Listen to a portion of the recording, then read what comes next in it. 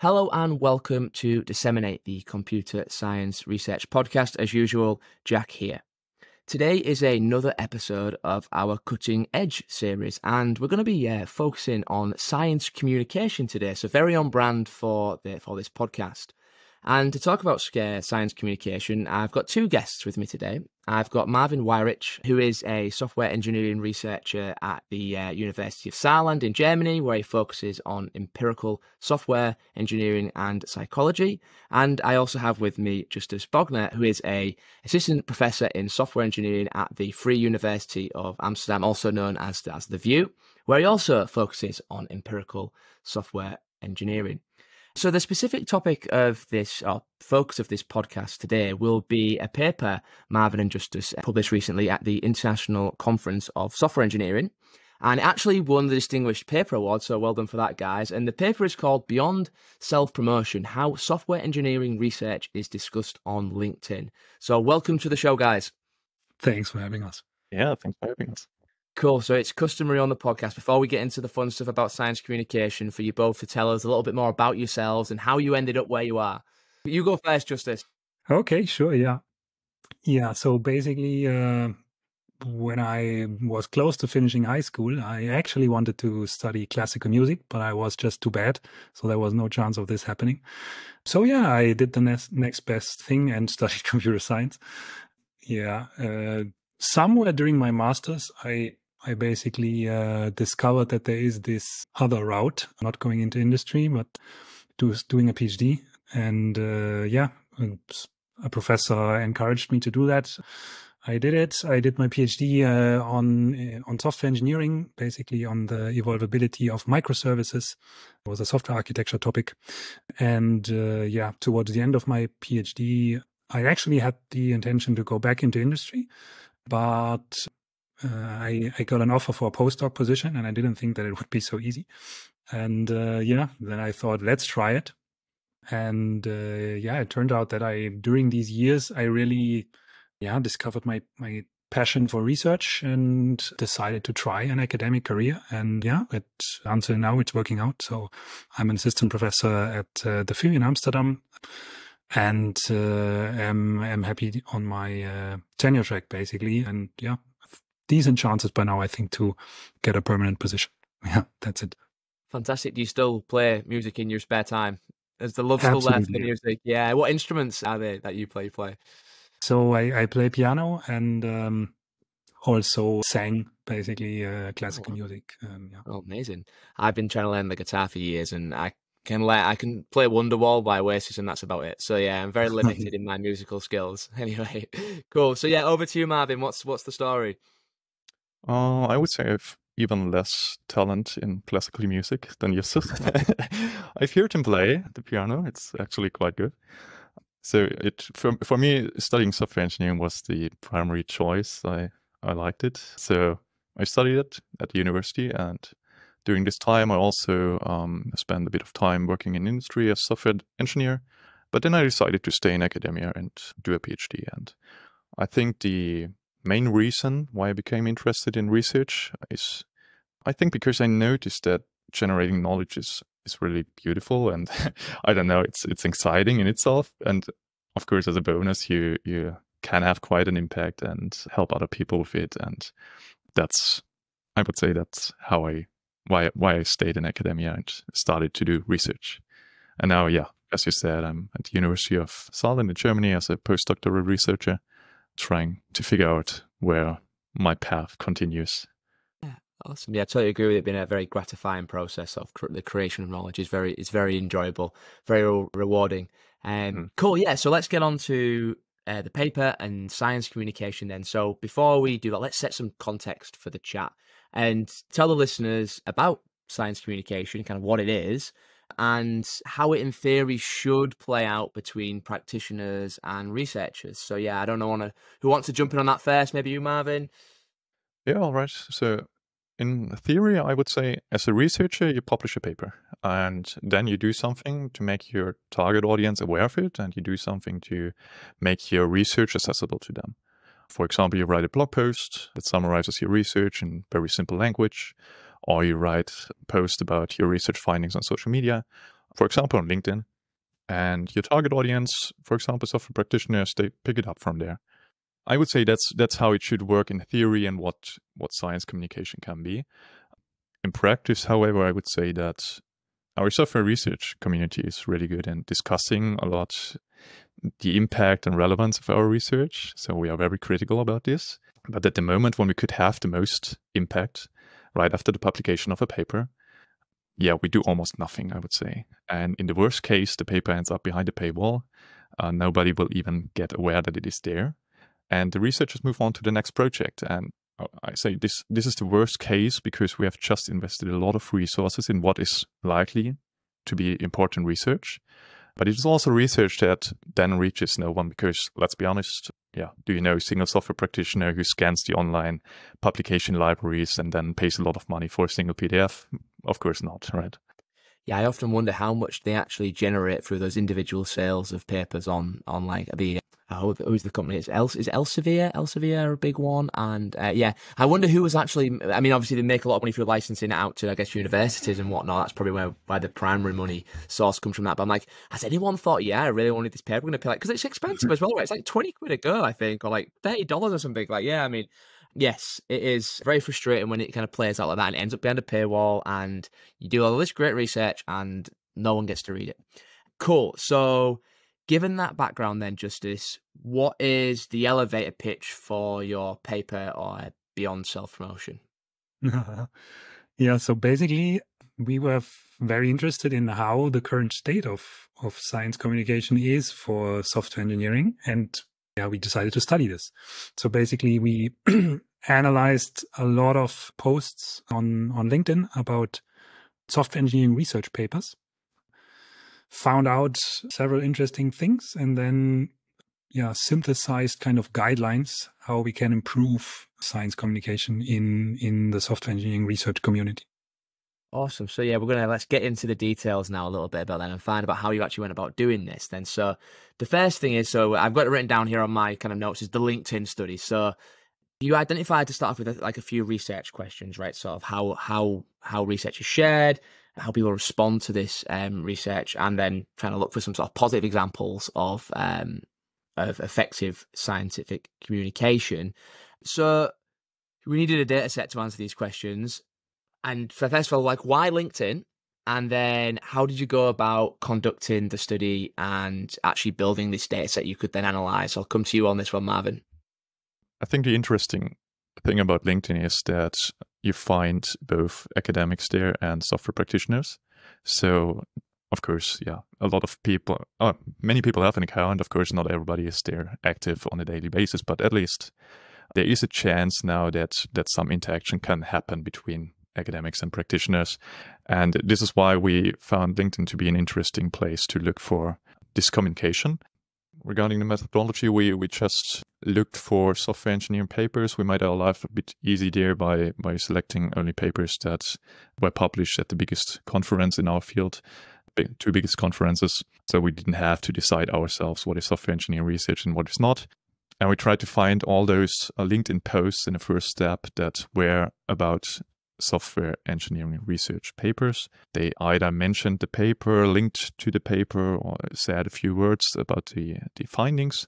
And then in the next step, we analyzed the contents of these LinkedIn posts, but also the contents of all the comments that were made on these LinkedIn posts. So this is roughly how we went about this. And was this a manual process then of you scouring LinkedIn to look for these things, or was there some way to automate it a little bit? There's some API we can kind of query against to scrape things down, because it feels like it could be quite laborious. I mean, how would you even begin to search LinkedIn? Was it looking through groups? Was it sort of just looking for hashtags, or how did you approach actually the initial discovery of, these posts refer to these papers from these conferences?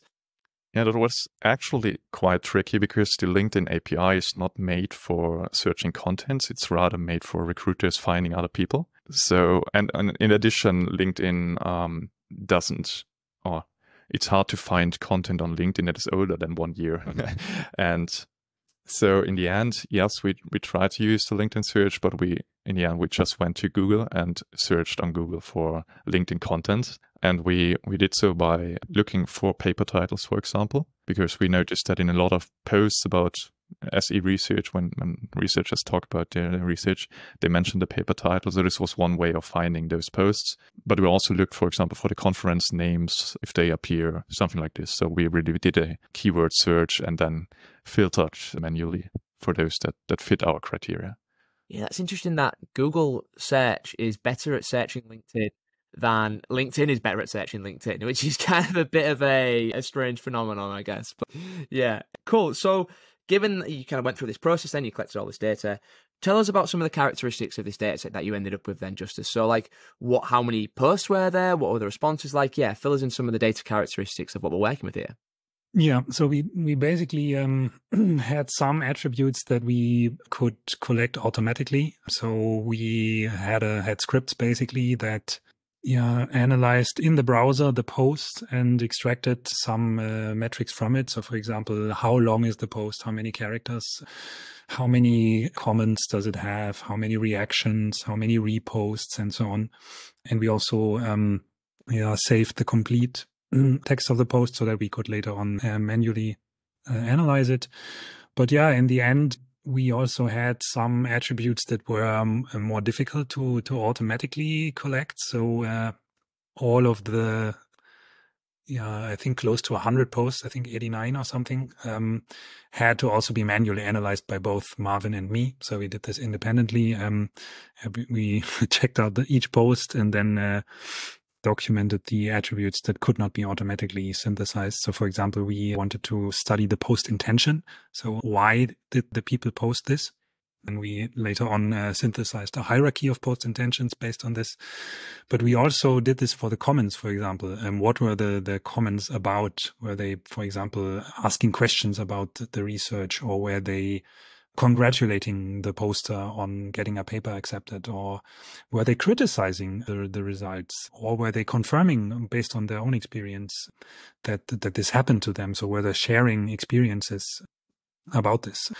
So yeah, this was a lot of manual effort because we had to really go through every post and every comment. Also, we also had to label if the poster was from industry or academia, because this was also fundamental to our study to find out how these two groups of people interacted with each other. So yeah, a lot of manual work involved in this data collection. Yeah, I mean, if you give us a rough sort of guide, how many nights and weekends were spent scrolling through LinkedIn and annotating and analyzing, collecting all this? Oh, wow. I'm not sure if I could quantify it, but it was definitely a process that dragged on for several weeks, I would say. I'm not sure, Marvin, if you have more concrete estimates, but yeah, that was probably dozens of hours, I would say. I think the good news is that we never felt the need to count the hours, so that it's Okay. that boring because the collaboration was quite fun. But yeah, it's a tedious process in the end. Yeah, I mean, at least you're putting the kind of doom scrolling to good use, and that there's a nice byproduct there, because I spend hours scrolling social media anyway, right? So like, at least you actually were getting something useful from it as well. So yeah, there is putting that time to good use for sure. Cool then. So given that we've got this nice data set that they can analyze, tell us about the results then, Marvin. So what did you find? Oh, where to start? So we have a lot of data. I think maybe two things that pop out to me. First, when it comes to the intention that Justus just mentioned, the post intention of the poster who creates such a LinkedIn post, we came up with 4 different categories. So your intention could either be that it's mostly about self-promotion, so you want to make other people aware that you are now there, you do research on this topic, or you have a paper accepted. So the LinkedIn post is mostly telling, hey, look at me, I have a paper at this nice conference here. But what we found, for example, was that this was only like 11% of the LinkedIn posts that we found in our sample. They were about self-promotion. Then if you climb up this hierarchy, we come to paper awareness, or what we call paper awareness, that those are LinkedIn posts that tell, hey, look, there's this paper, here's the link, it's about this topic, and that's it. So not too much info on the results, or some bullet points on the results, for example. This is when we reach the next level in the hierarchy, the results awareness. But yeah, most most LinkedIn posts were really about this paper awareness category, and not yet reaching results awareness.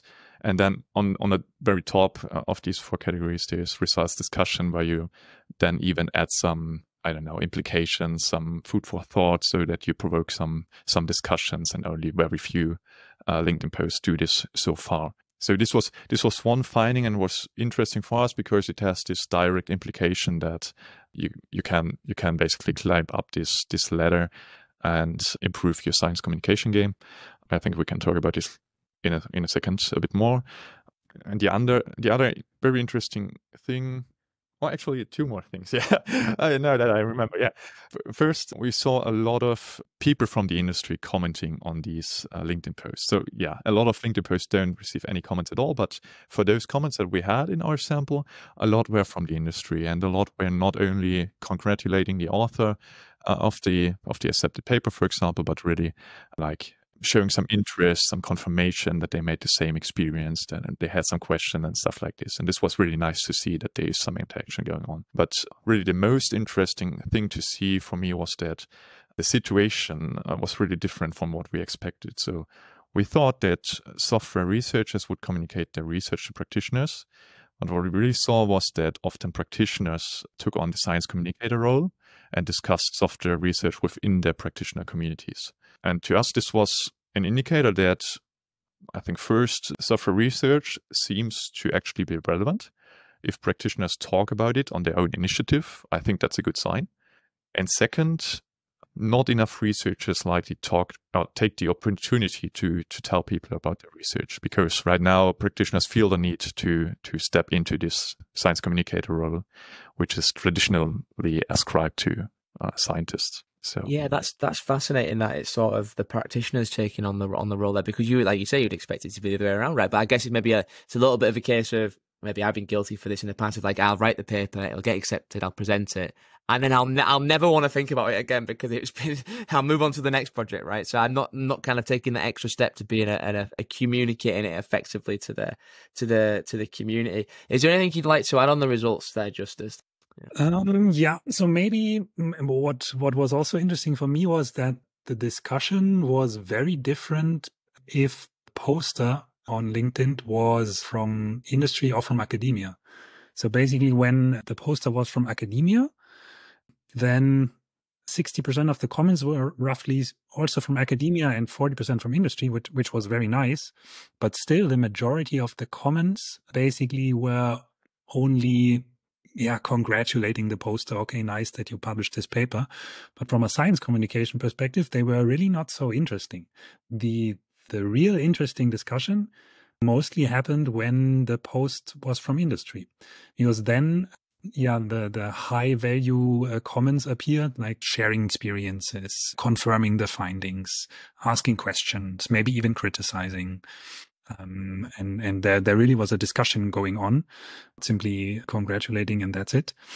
But yeah, what was also interesting, that industry was a bit discussing among themselves. So the vast majority of the comments were from other industry people, and academia was not really involved in this discussion anymore, which was a bit sad, but also understandable, because I think the bubbles are just not as intertwined as they could be or should be.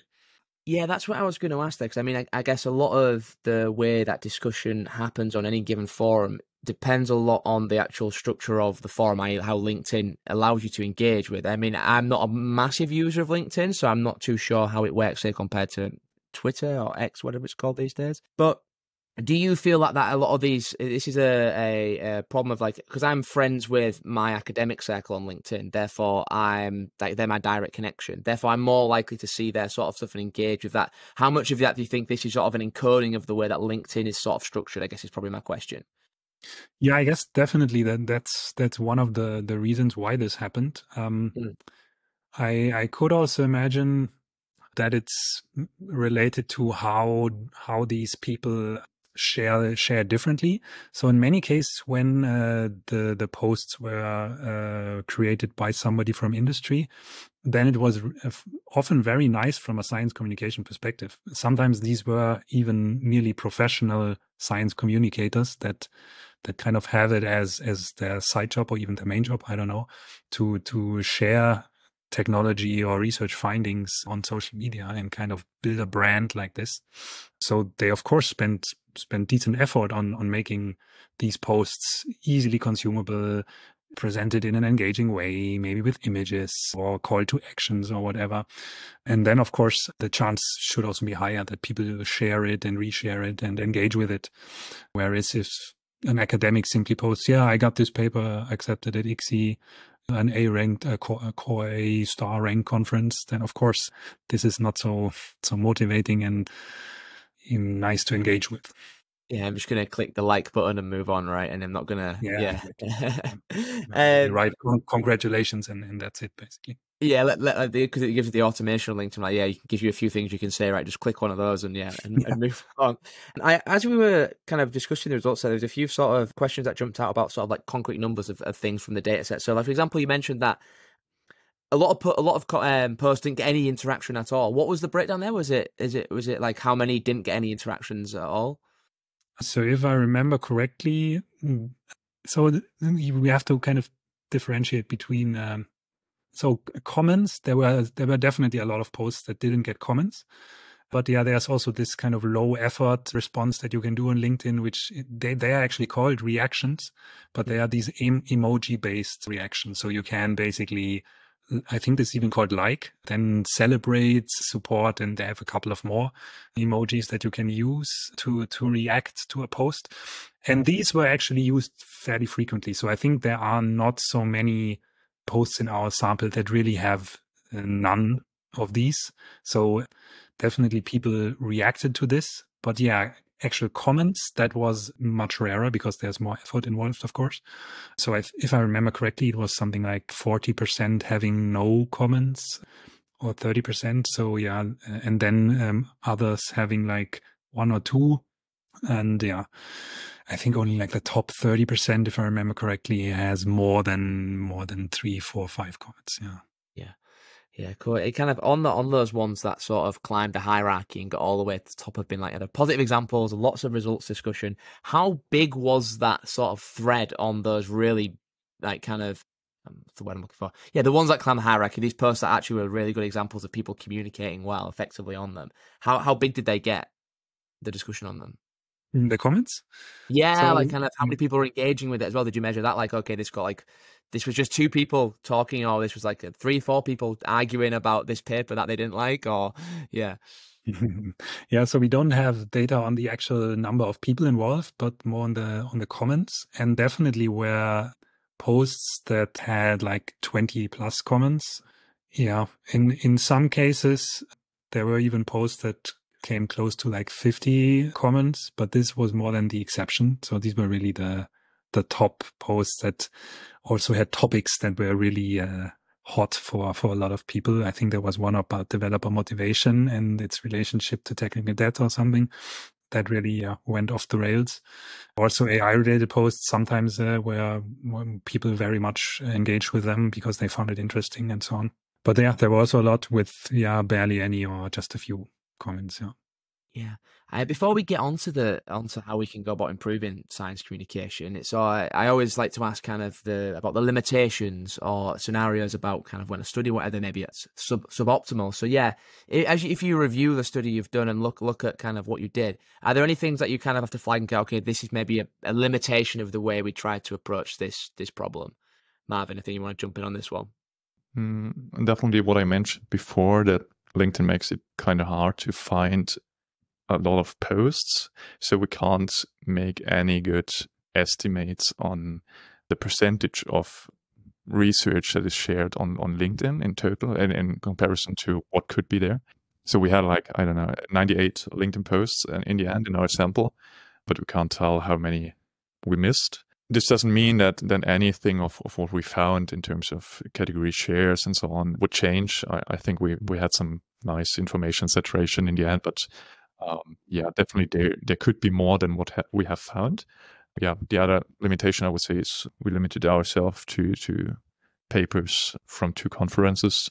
Maybe there's a difference for other conferences, for other communities. I mean, communities can be very different even within the bigger software community, right? So maybe there's a sub-community that is more on the social side of things, I don't know, who like to go out and put themselves out and communicate a bit more. And this could be different then. But yeah, for the greater field of software engineering research, I would say we have a quite accurate picture on LinkedIn now. Nice. Do you feel like LinkedIn is a good platform for disseminating research and discussion, or do you think the platform could be improved? Like if you'd have like building a platform from scratch to encourage communication, would it end up looking like LinkedIn, or do you think you'd build it completely different? Oh, that's a good question. I think there could maybe be some more mechanisms that encourages communication. So I think in the end, it all boils down to communication from both sides. So when we talk about relevance, sometimes software research gets criticized for not being relevant enough or something. Yeah, okay, then let's talk let practitioners talk to academics, give them some platform there, some way to approach us, and also the other way around. I think LinkedIn is very generic in its functionality, so you can post, people can connect with each other and comment, but maybe you could implement some mechanisms to foster collaboration a bit more among industry and academia. But overall, I would say it's not the worst platform, so you can more or less, you don't have to pay to use it. Yeah, of course, with your data, but other than that, it's free to use, so everybody can create an account. And you already find a lot of people, also a lot of people from your target audience on LinkedIn. So I think it's okay. Yeah.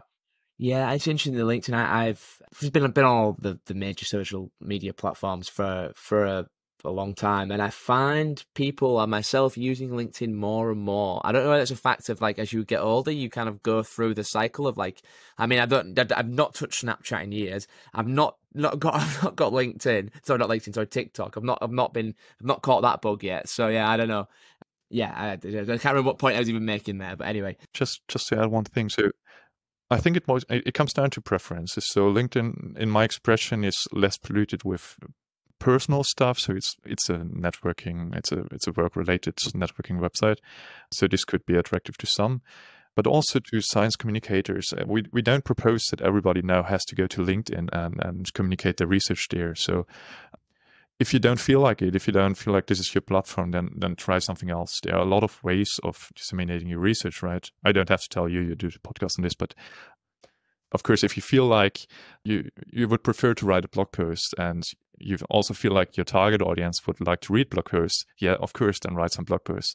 If you feel like, yeah, maybe I try out doing some videos, there are a lot of platforms for this. I think our message is just do something and don't just end your work after the publication of your paper. Yeah, no, I think that's a good message for sure. I'll come to you on this one as well, Justus. So kind of how we can improve science communication. Obviously, I seeded that last question within like how could we build a new social media platform to improve this? But assuming we keep that constant, what are the other ways we can improve, or what are the findings from your research that kind of like, okay, this is one way we can definitely improve science communication, or yeah, what are the ways you think that we can do that? Yeah, I think one finding that I find particularly relevant is that it's sometimes not even so much more effort to improve your science communication, because especially if you are in these low levels of the post-intention hierarchy where you post something anyway and already spend the effort on creating a LinkedIn post, then why not spend like a couple of more minutes to enrich the post so that it becomes engaging, as the results in it, the key takeaways, maybe even some opinion from you about the implications of this. Yes, it will take more time, but I think it's also worth it, especially if you have a study where you think the implications for industry are really important. Then yes, please spend a few extra minutes and do this. I know academics are notoriously overworked and have tons of stuff to do. And yeah, then people come and tell you, yeah, now you also have to do science communication on top of this. And I understand that this is not ideal. And yeah, some people like this more than others, and that's perfectly fine. But I think also that universities should value this more in their evaluation criteria. So, for example, at the FU, there's also a criterion called valorization and outreach, and you actually this plays a role in your evaluations for tenure and also for promotion to the next level, basically. And I think this is nice because some people might want to really focus on this because they are passionate about this and then want to spend time on this that they don't have, I don't know, for grants or more papers. And we should still value this. If the research is important to share, then people should be incentivized to also spend effort on sharing it. Yeah, I agree completely. It's a key step in the life cycle of research, right? The only way you can kind of get that to happen is incentivize people, right? And if you can put the incentives in the right place, then yeah, hopefully it will happen. Cool. So yeah, I guess coming back to you on this one, Marvin, where do you go next with this research? And have you got another study planned for a different platform, or yeah, what's next?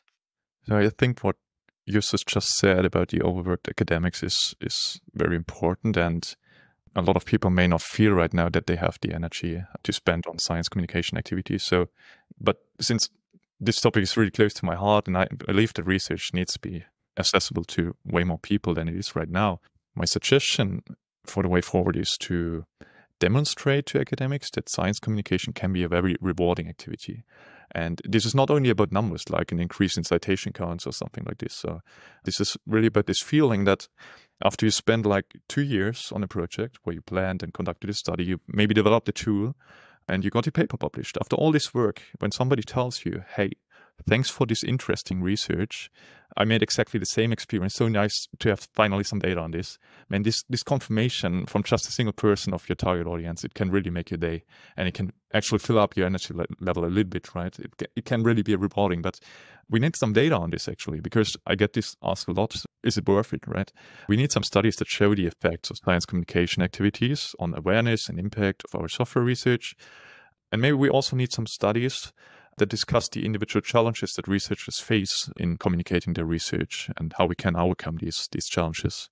That would be my proposal for some future work, how we can build on what we already did. Not so much studying other platforms. Of course, this could also add, but I think what we found is more like people are not so aware that this is a thing to do, or this is something that can be rewarding. So maybe we should start with this, and then everyone will find their way to disseminate their research. That's what I hope for. Yeah, like kind of going beyond the citation count, right? And kind of the thing that they mentioned as well about kind of you have that one interaction with somebody and it being so rewarding to, oh yeah, I used your tool or I read your paper and I really liked it, and then I can have a discussion with them. I find similar experience when I see someone like retweet one of my podcast posts and say, oh, I really enjoyed this podcast. I mean, that is in itself is like, I always say, if one person listens, perfect, brilliant, that's fantastic. So yeah, but I think some way of measuring that would be really nice to sort of be able to quantify it, because then you can go to your, I don't know, the tenure committee and go, look at this sort of thing, and how it can help you progress in your career as well. Cool. So yeah, my next question is about impact, and it's what impact do you think, or would you like this work to actually spark, in a sense, like kind of like how can people in their day-to-day life take this research in and use it to leverage the findings of the work that you've done, Justus? Yeah, I mean, we have these two groups that we kind of studied, right? So the practitioners and the researchers. I think for the practitioners, yeah, we don't have so many clear takeaways or actionable points for them, because they are already doing pretty well, I would say. We were even surprised to see how well they were doing. So good job, industry. Keep it up. But yeah, for researchers, my hope would be that the paper first, of course, raises awareness to make people think about, make people consider doing this more and more. And we even got already some positive responses from people that they were inspired by this, that they now kind of pledged to post something about their research periodically or in a certain interval. That was nice. And we of course also hope that the guidelines or the advice how to make a good LinkedIn post with software engineering research might also help some people to improve their science communication. Nice, yeah, that's great. You've already been collecting pledges. That's great. Cool. Yeah, my next question is about surprises. And whilst working on this project, Marvin, what was the most interesting thing you kind of learned? Hmm. The most interesting thing was, I think, It could be surprising as well. The most surprising thing. I think it was this one thing that we really, against our expectations, saw these discussions among practitioners without much involvement of academics. And because I still believe that research papers are really hard to access for people who are not trained to read research papers. So seeing somebody from the industry, maybe without an academic background, telling others about it was really a really nice thing to see, and really not what we expected to see. And then even people reacting to it and say, hey, this is interesting, or criticizing the study or whatever. That was so nice to see, because, as I said earlier, we in our community, we sometimes are really critical of our own work and of the relevance of our work. And I think those stories and this data that we have, it really tells a story that the work we do, or some of the work we do, is really so interesting that practitioners take it up on their own without us even communicating it and talking about it. I think this is both surprising to me, but also very, very nice to see. Yeah, how about you, Justus? Is that the same story for you, or something different jumped out while you were working on it? No, I definitely agree on this one point that Marvin made, that I was very surprised and also encouraged to see how many non-paper authors actually shared the research of others. That was really nice to see and surprising to me, because I would have expected that basically, 90+% of people that posts these papers on LinkedIn, that those are the authors of the papers. But that wasn't the case, which was nice.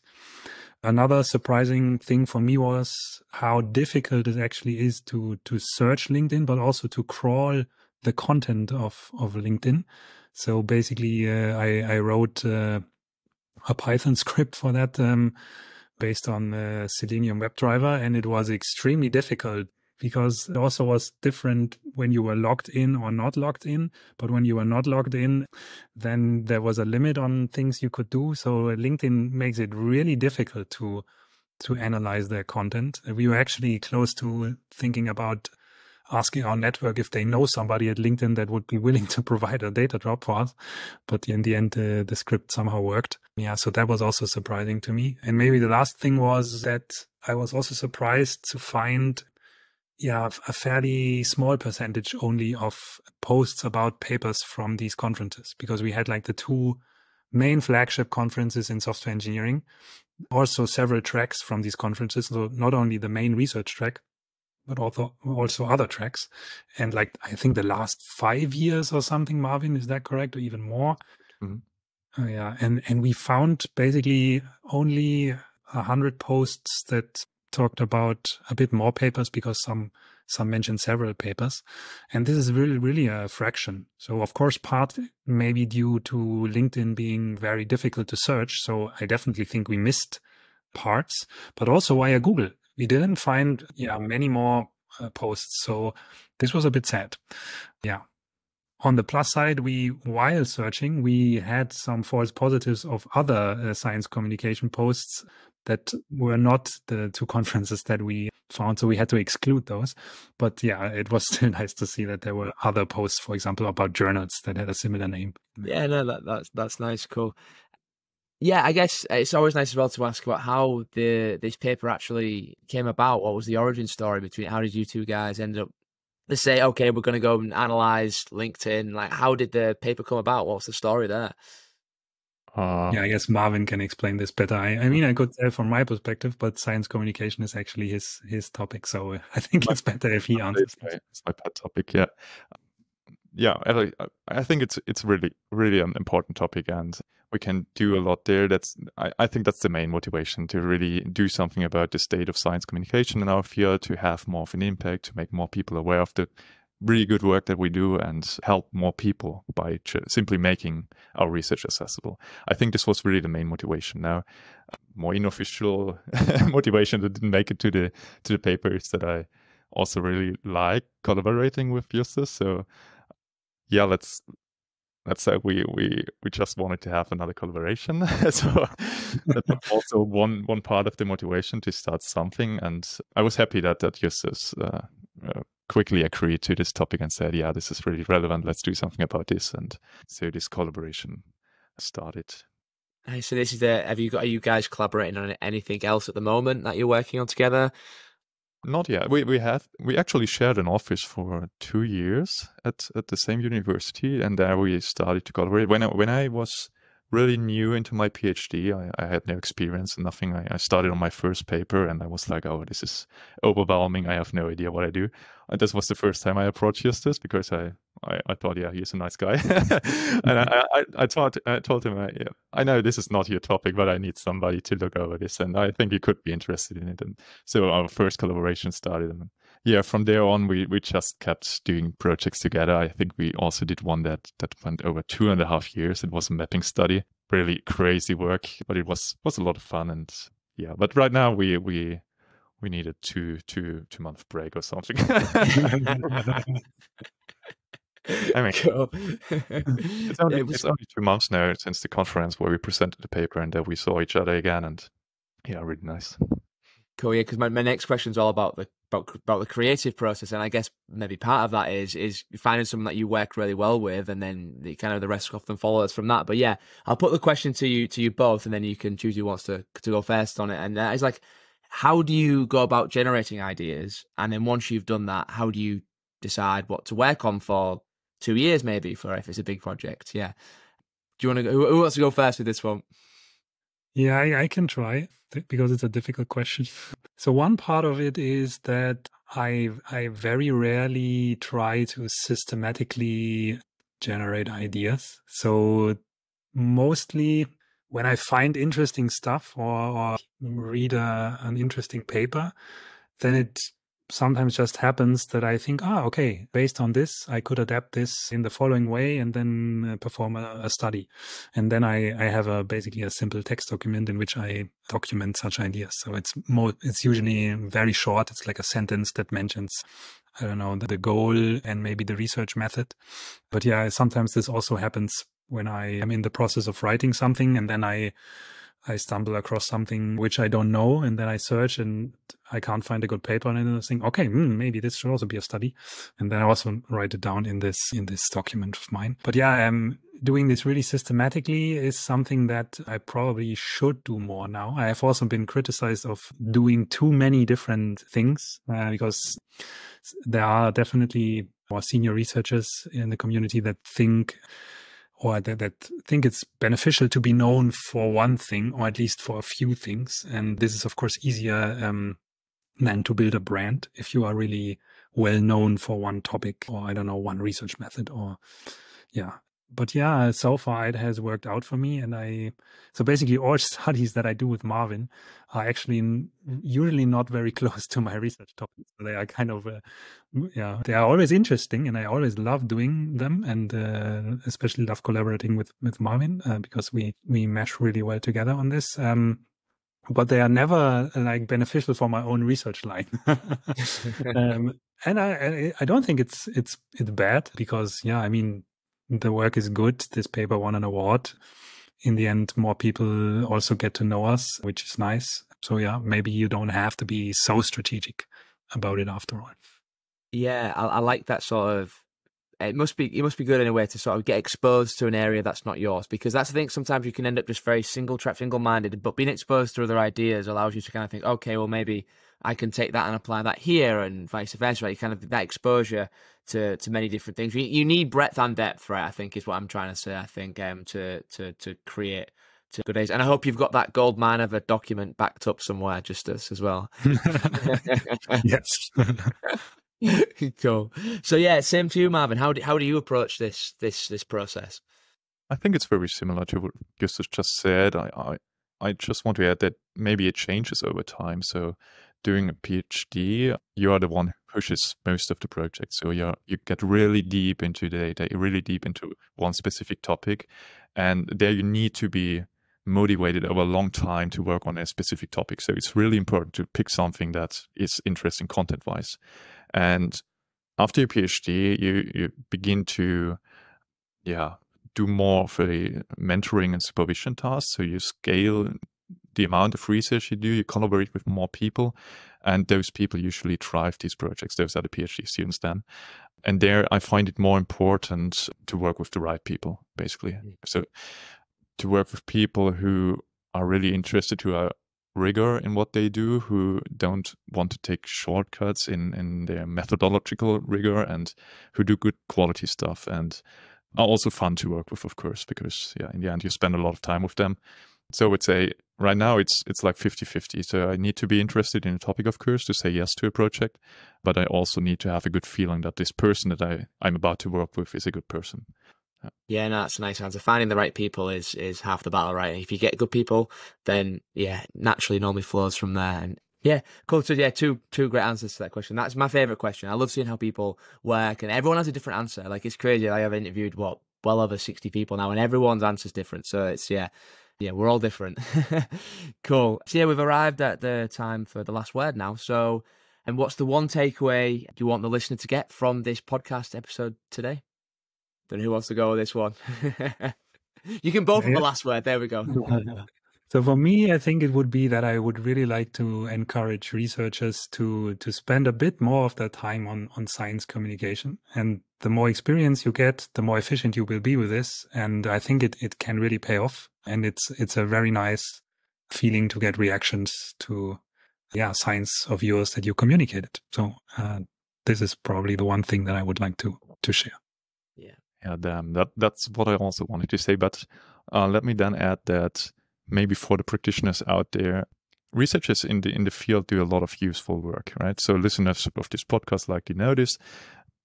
But maybe I want to encourage you to follow along 2 or 3 researchers whose stuff you really like and follow them online. And if they post something, feel free to comment on their stuff. That really, as I said, that makes their day. Ask them questions. Don't be afraid. Maybe criticize their assumptions or whatever. If researchers receive some comments on their work, that's really what keeps them going and doing better things. And so it's a two-way communication problem, I would say, and both sides need to step up their communication game a bit. Yeah, I think that's a fantastic message to end the podcast on. So thank you so much, guys. It's been a pleasure to chat with you both, and I'm sure the listener will have loved it as well. And we'll see you all next time for some more awesome computer science research.